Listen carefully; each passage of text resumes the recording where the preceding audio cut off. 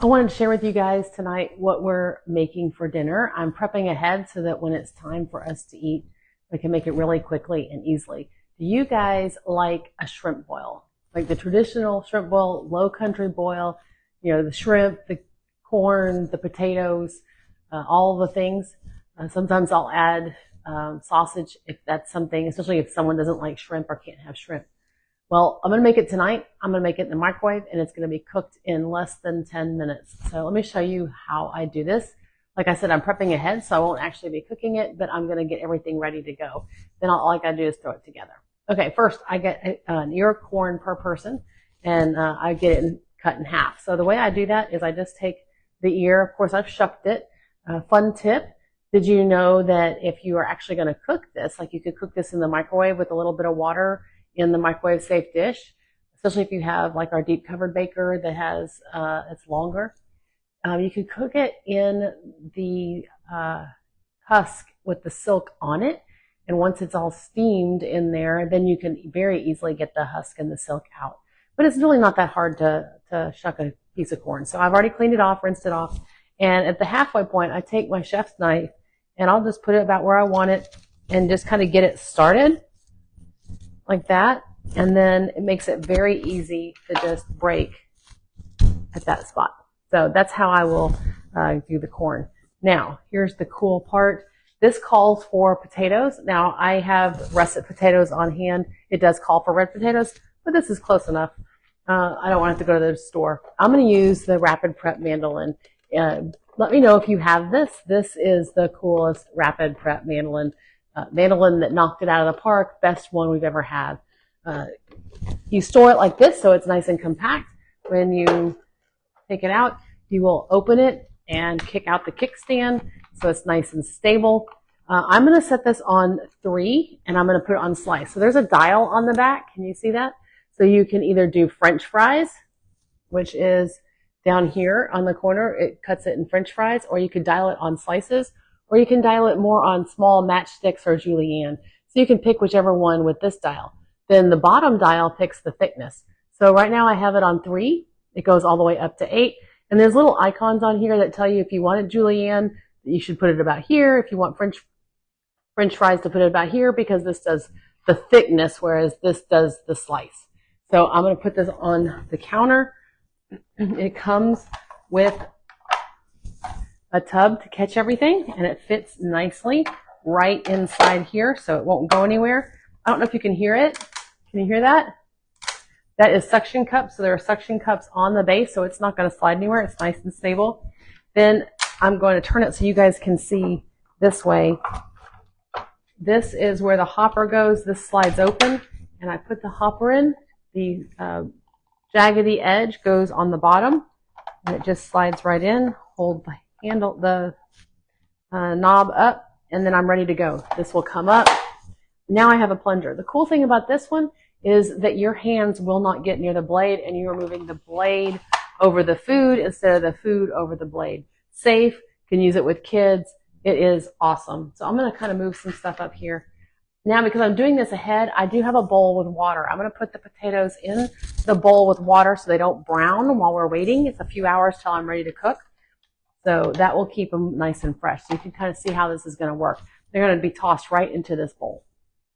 So I do about a potato per person right in there. And then you use the pusher and very easily slice the potatoes.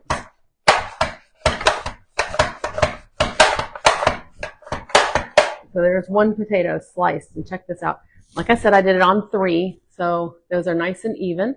Just like that, perfect slices. I'm going to put them in the bowl of water, kind of separate them out so they're not all stuck together. And then I'll do the other potato. Super quick. French fries come out great. We can do sweet potatoes in here. You could do onions. Yes, you can dice. I will dice some things by putting it on the French fry mode and then flipping them around and putting them back through. So here we go. Potatoes all done. There's one little slice on this end, so I will take that, put that in the bowl. So easy peasy 2 potatoes ready to go and in the water for later. Probably stick that in the fridge with everything else until we're ready. So let me move this aside. Okay, so this is how this works. That's most of the prep. It does call for shrimp. I usually will buy the shrimp frozen like this. This bag is a 32 ounce bag. So this is going to be enough for us to make it twice. So I will have this ready to go. We have 4 ears of corn, so next week we'll have it again. I did put the shrimp in a colander and let the water run over it for a few minutes, then put it in the bowl. I do that just so it'll kind of separate out, get them slightly thawed. Don't have to be completely thawed for this recipe, but I wanted to be able to separate them because sometimes they clump up together. So that's ready to go. So the way this is going to be cooked is I use our silicone reusable bags. Okay. They're just like a Ziploc bag, but they're reusable. To wash them, you just flip them inside out, just like that. So all the stuff that has all the food on it is now on the outside, and I just stick it in the dishwasher. Okay, so that's how I will wash it. Then put it right back out the right way. So what we'll do first is the potatoes cook longer than everything else. So when it's time, I am going to take one of the potatoes, slice, put them in here with 2 tablespoons, I believe, 2 tablespoons of chicken stock or chicken broth. And then I will close this bag most of the way, leave about 1 inch unsnapped shut so that the steam can release. And then I will kind of make sure the potatoes are kind of separated out so they're in an even layer. And if I put it on a plate where it will tip the top up a little bit, nothing will drip out. And I will cook it for 4 minutes in the microwave. Yeah, microwave. And then when that is done, I will take it out and then I will open it up and I will add the 2 halves of 1 ear of corn, throw it in the bag. I will add let's see, I think it says 2 tablespoons of butter.